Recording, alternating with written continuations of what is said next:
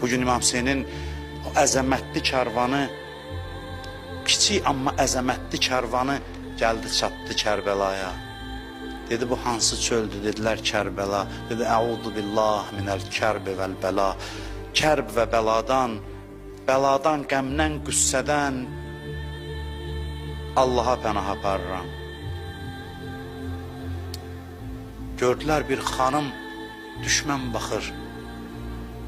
Ətrafdakılar baxır, bir xanım çıxdı kəzavənin üstünə ki, kəzavədən yerə düşsün. Gördü Bəni Haşimin bütün kişiləri qaçdı qabağa.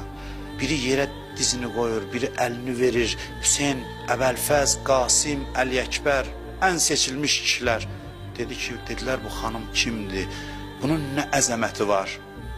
Bir nəfər dedi ki, bu Əlinin qızı Zeynəbdir.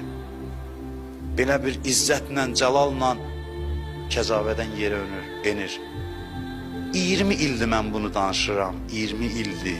20 ildən çoxdur. Deyir, həmin o xanımın vəziyyətinə baxırdım Məhərrəmin 11-də.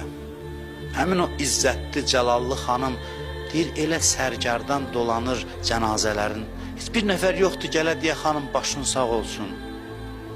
Baş sağlığı verən yoxdur. Gəzir, dolanır, ağlaya-ağlaya.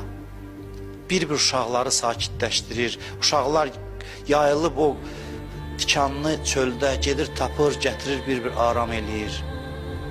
Karvan hərəkət eləyəndə deyir, uşaqları mindirdi kəcavələrə, dedi gözləyin, mən son vidamı eləyim.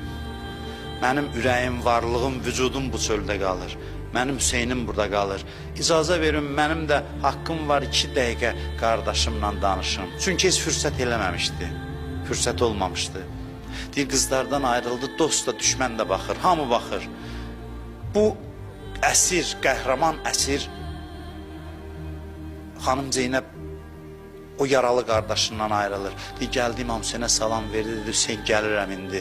Bir şəhidim var, onu ziyarət eləyim, gəlirəm. Getdi Əlqəmin kənarına, elə qolların göstərdi, bağlanmış qolların.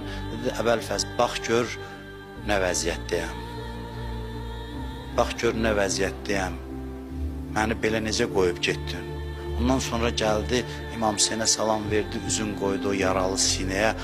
Tarixdə yazırlar, and içdi, dedi, Hüseyin, and olsun Allaha ki, öz əlimdə olsa getmərəm. Qalaram yanında, nə qədər ölənəcən ağlayaram.